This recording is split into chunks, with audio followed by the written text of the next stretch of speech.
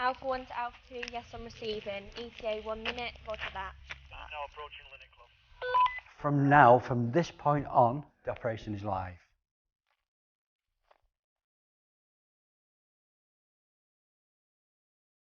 You're checking the door. If he's in, you in.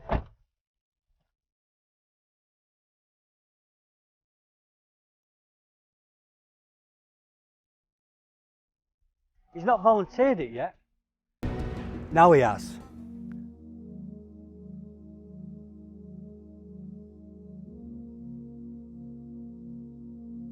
Hi, my name's Phil Moulton. I'm here to talk about my journey.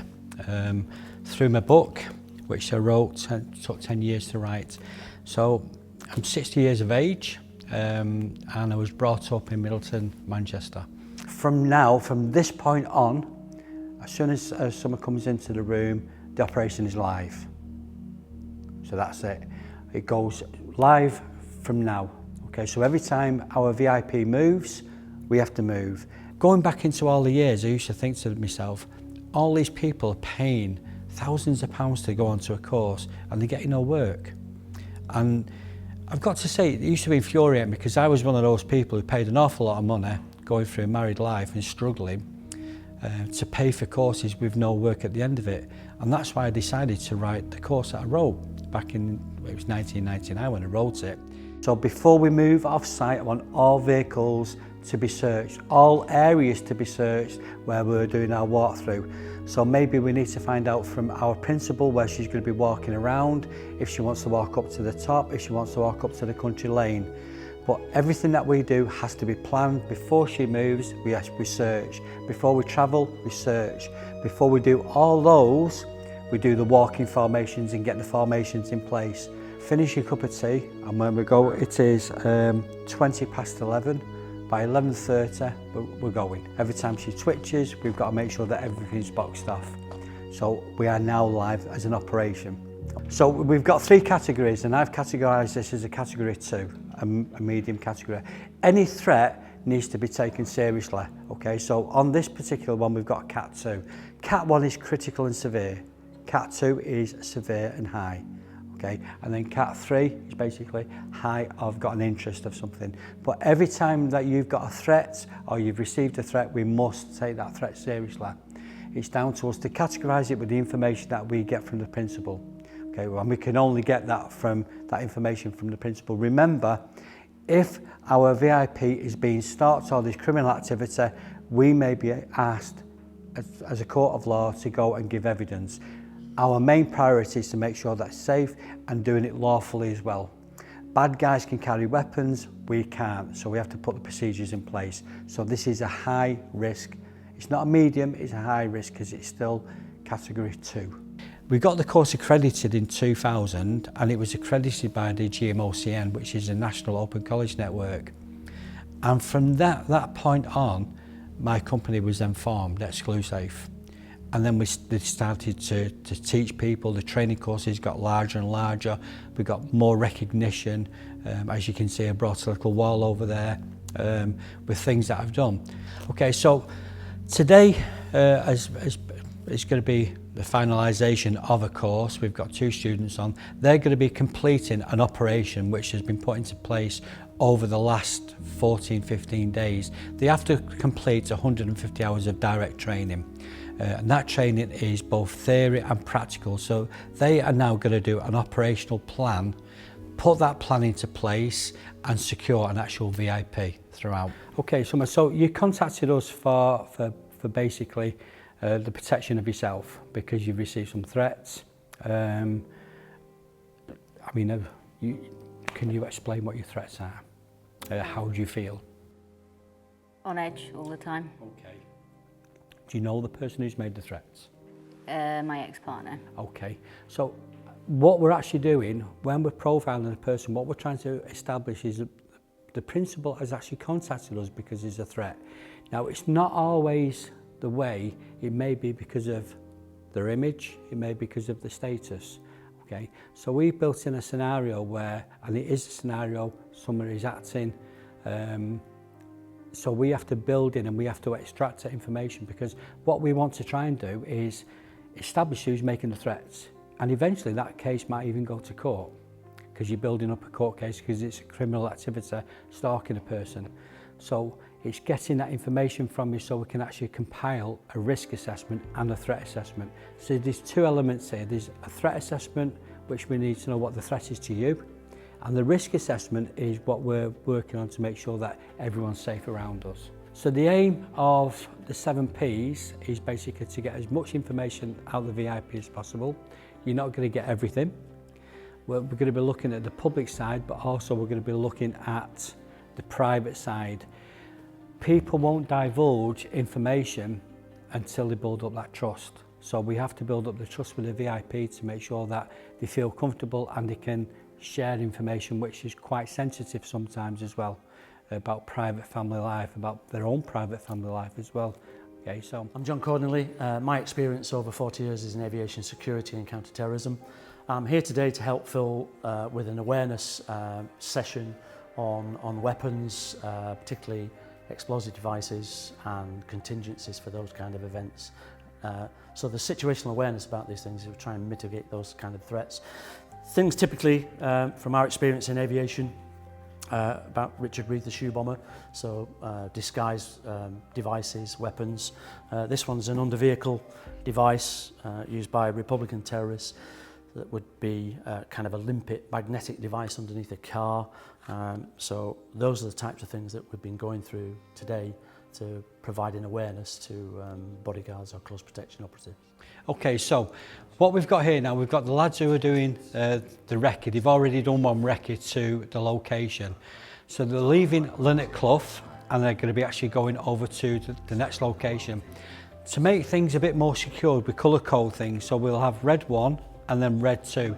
Red 1 is actually the location where we're leaving. Red 2 is where we're going to be arriving to.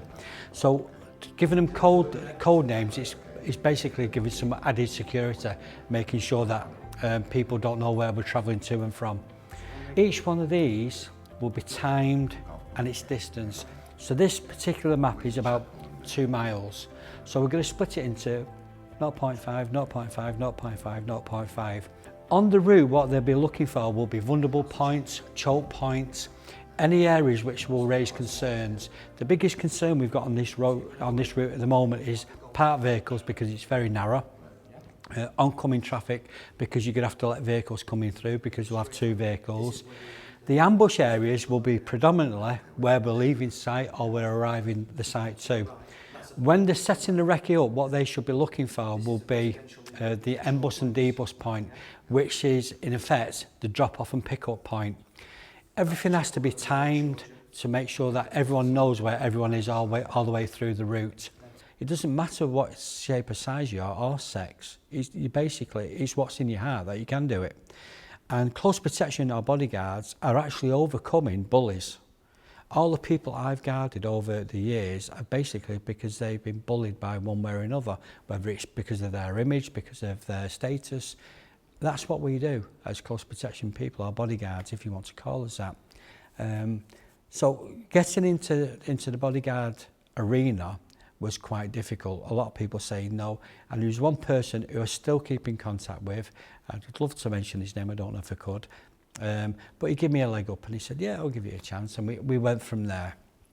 And things started to escalate. People actually saw me work, and they didn't just judge me because I was a civilian. They actually looked at the way I worked, how pragmatic I was, how thorough I was, and basically how in depth I did all the training and all the work as a lone protection officer, not having a big team.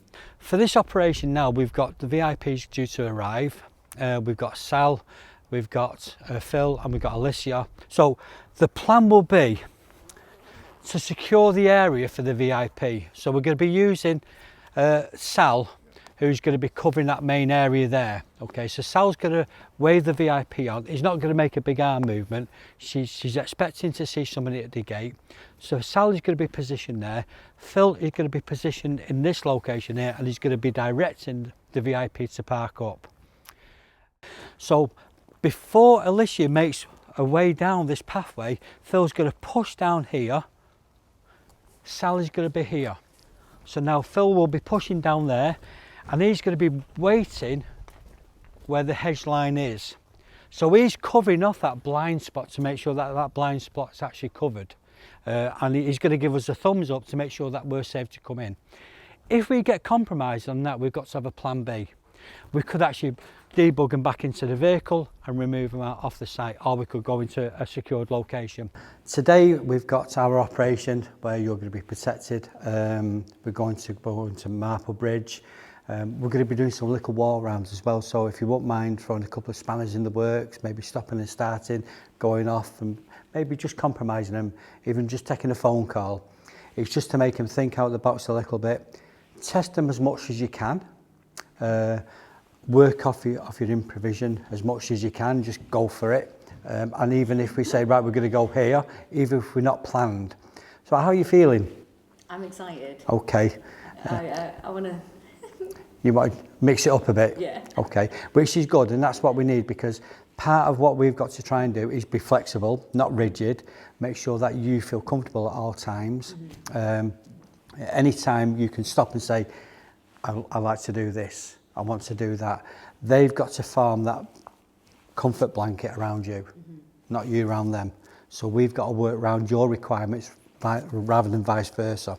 And Alicia is going to be your personal bodyguard.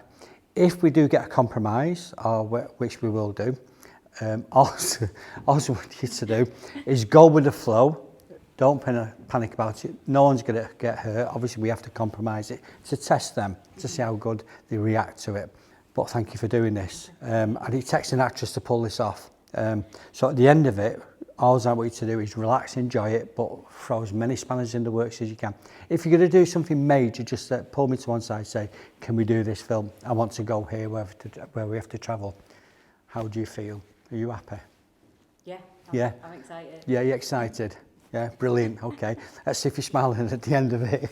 My journey is outlining how I overcome the bullies from a very, very young age. At the age of 10, I started karate. And karate was my discipline, my path, and it gave me the focus to actually achieve so many things in my life. And one of the biggest things I always wanted to achieve was to become a black belt. And it took a long time to get the confidence to do that. Coming from a single parent, it's quite difficult, as it outlines in the book. And we went through a lot of obstacles. And one of the biggest obstacles that I actually come through was being bullied. And that's probably because of the lack of status. Didn't have a father at that moment in time. And it was just me and my mum. So picked on, had several good hidings, as we say. And then I found karate, and I found karate through a book, strangely enough, back in 1970, and I started learning from this book how to do karate, put my feet there, and then basically how I decided then I wanted to do karate. I didn't have the funds at that time, so basically I had to learn how to do things from the book. I developed my own striking boards, which was a piece of plywood nailed to a fence, and I used to hit that, stretching, so I used to stretch every day. Kicking a bag. So basically I trained myself until I found a karate class. Coming from a single parent at that time, there wasn't a great deal of money coming around, so what I had to do was find a way of doing it, and one of the biggest ways that I learned was working for my lessons. Hated school with a passion, never went to school, and it was my karate instructors who actually said to me, well, if you don't go to school, we're going to stop you from doing karate. So we're on this floor now, which is a nice wooden floor, and it does actually bring back memories to the floor that we used to train on. So we'd have to clean the floor and strip the varnish off to get the lessons. And that gave me the discipline, and it gave me some type of focus, because it would have been so easy for me to slip off the other side and gone the wrong way. So karate has basically given me this discipline where I am now. The aim, to be a black belt. In 1982, after a lot of people saying, you'll never get it, and even some of the people who were close friends saying, you'll never get it, out of a group of people, I was probably one of the highest grades in that group of gaining the black belt back in 1982. To me, I thought the world would open when I got my black belt, but that's when it started to evolve. I started to learn really about the martial arts and about karate. So that that focus I had come from a discipline, and I've competed at every single level. Before I was a black belt, I was competing on the SKU England squad. That's from 80 to 84, and that was under Stan Knighton, who was a massive fella, not just in size, but a huge presence, lots of respect for him. Roy Stanhope, who was head of the SKU, he was a dynamic person, and we had a lot of respect for him because he had so much charisma, fantastic karateka. And so it was trying to be aspired to these people where you could think, wow, one day I'd love to be like Roy Stanhope as a fifth dan, or Stan Knighton as a fifth dan. And 50 years on, 2013, I become an eighth dan. So in between that journey, I've done so many things through my karate journey, shall we say. In 1996, I won the World Open All Styles Karate Championship. And that was a lot of people saying, oh, you'll never achieve anything. So for me to achieve that was quite a coup, really. European Championships, fought in America, fought all around the world, really, doing kumite, kata. But the more important thing, what I've enjoyed through my career, will be teaching people who were bullied. As I say, the book is about me being bullied. So when people said Phil Moulton, the bodyguard, it's not just about a person who's become a bodyguard, and I have done the job, it's all verified, etc. But it's how I've come from nothing, I suffered the bullies, and then gone from there. Not proving the bullies wrong, but proving them that I can do it myself. A lot of naysays out there, and I've picked that word up from Arnold Schwarzenegger, believe it or not, because he uses that quite regular. And it's inspiring people to say, people can say, no, you can't do it, but you've got to believe in yourself. When you go on a mat and you're competing against people that you've never met before, and to switch on and switch off and compete and fight, and because that's basically what you're doing, you're fighting a person that you don't even know. So it's competing at that, but you've got to have that tunnel vision and that focus has come from the discipline of martial arts. For somebody who was constantly being told, you'll never achieve anything, to something like me, where I've actually achieved so many things in my life. So the martial arts has led me to where I am as a close protection person or a bodyguard. Okay, so the plan today will be, obviously we've just had a brief undertaking of what we're going to be doing today. So we're going to be doing a couple of walk rounds. The walking formations are vitally important. Before we move off site, the vehicle has to be searched. So before we touch the door, we're looking at the door handle, making sure the door handle has not been compromised. I'm going to do it quick so we can get out and get this operation done. So we're checking on here, checking on there, looking for anything that doesn't sit right. Again, remember, doesn't sit right. People need time and opportunity to plant something. So we're now going to crack the door. So you're going to be my eyes. Let's see. Can't see anything behind the door handles. It doesn't look as though it's been compromised. It doesn't look as though it's been tampered with. I can't see any wires around here. Can't see any flashing lights. I can't see anything unnormal. Okay, so you're not putting your weight on it. You're not leaning on it. All you're doing is you're putting your knee to it. You're putting your hand in and you're putting your hand on there. So you're not pressurising it. You're taking the weight. Still final check. For somebody to put something as integral as intricate into there is going to take an awful lot of time. Okay, but still check. Boom. Now we're basically committed. Pop the door to there. You don't put your fingers in. All you're doing is you're taking the weight. What you would be looking for as an op, you're looking to make sure that you can see daylight without any obstructions like wires, anything bleeping. Somebody could put something in their remote control, set it off, and you're done. Okay, this is just an exercise to get used to doing good practice. Interior lights have come on. What is an interior light? It's a power source.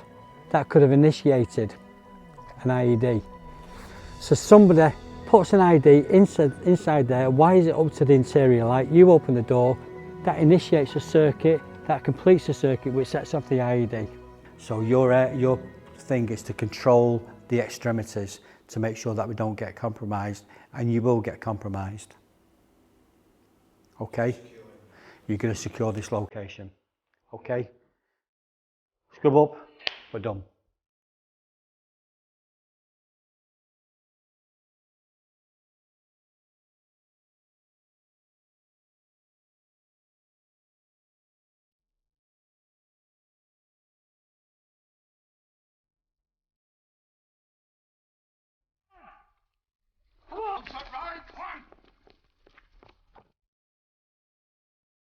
Fitting here, aren't you?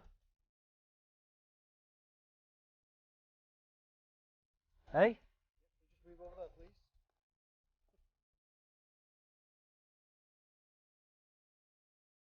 People in the UK cannot carry any type of weapon. These can, bad folk can.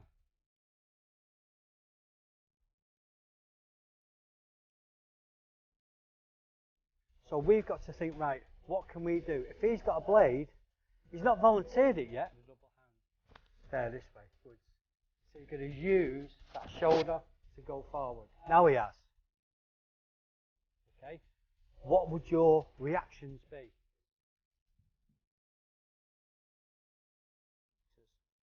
Yeah. Right.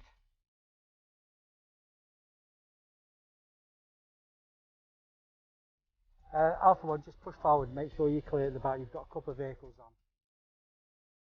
So what we're actually doing now, we've got a lead car in front of us. We've got the team leader and the security team in front of us. They're clearing the route for us and basically giving us clearance. So all the way through the route, we would have checkpoints to make sure that those checkpoints are cleared. We also have what you call vulnerable points.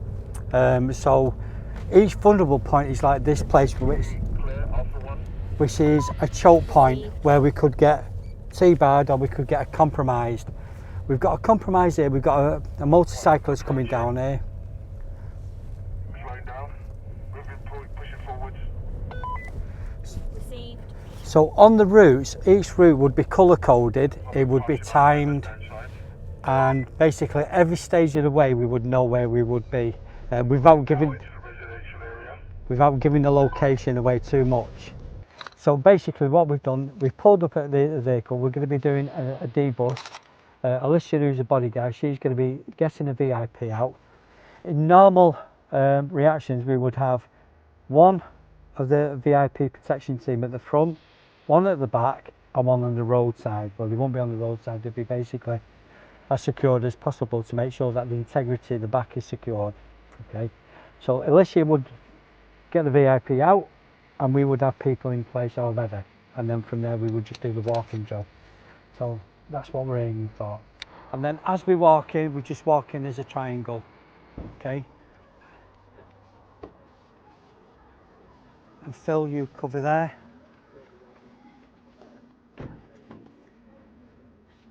And then we walk on.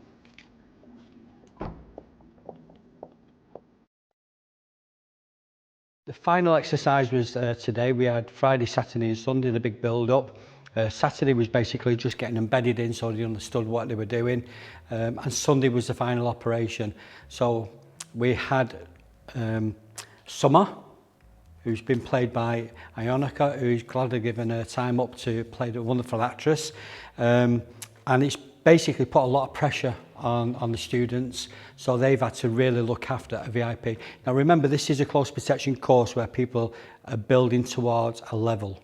Okay, so they've had a scenario to work to, and now they've got a VIP. So Ionica, thank you very much. How did you enjoy the course?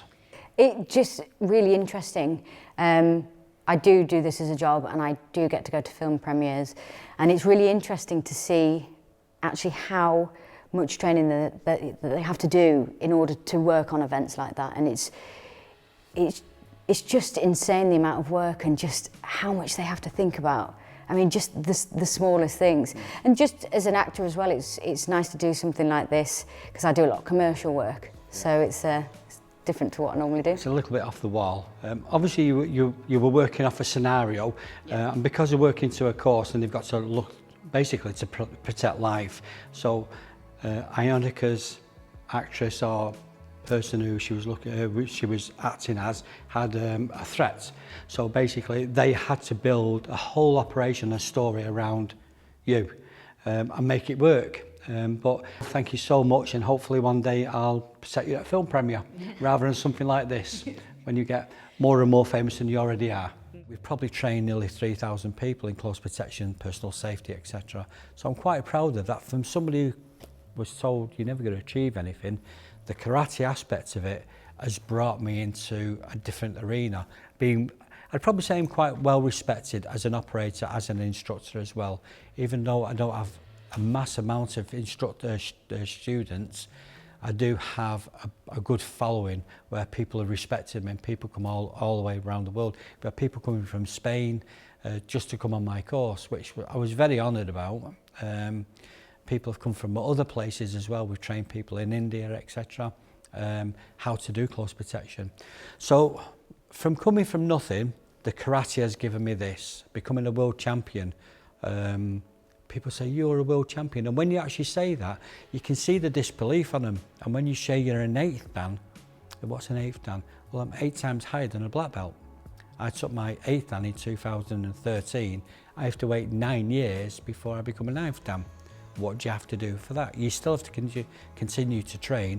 I still train every day. I still stretch every day, and I still do pad work. So you're keeping your skill set up. But the close protection stuff that we're doing at this moment in time on this course has been developed from actually doing on-the-job work, working with people like Whitney Houston, Pele, Eric Cantona, David Beckham. All these people have been secured in one way or another by myself.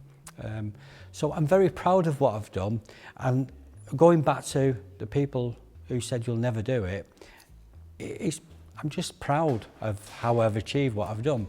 And that's where we are. So the book and the documentary and the filming that we're doing is outlining this, and when you read it and some of the people that I've actually protected, you think this lad from Langley, who amounted to nothing at the moment in time, and used to walk around with bin liners on his feet because his shoes used to leak, has actually come to this, and he's actually protected some of the highest profile people in the world. And that's where we're at. So the course gives me a lot of satisfaction in a number of ways, where I can see people progress up the ladder. I'm giving these people an opportunity to get what I never had. Because no one said to me, Phil, I'm going to write this course, I'm going to help you through it, you're going to do the course, and I'll even help you. You know, I'll hold your hand throughout the course, but you'll learn the course, and you will come out this course a qualified person. I'm very passionate about making sure it's done properly. I mean, we've got 2 students today. I've trained 1 student, and that's unheard of. But because I've been down that area where people didn't have faith in you, I'll put my time into them. Now, it's down to them once they leave the door and they've passed and they've got the license to do whatever they need to do. But it's having that progression to say, I've helped these people. Doing and witnessing this course has certainly changed my perception of what's going on. I think sometimes we can walk around in a bit of a bubble and just like, oh, yeah, going out for a day out shopping in a city or in a little town or whatever.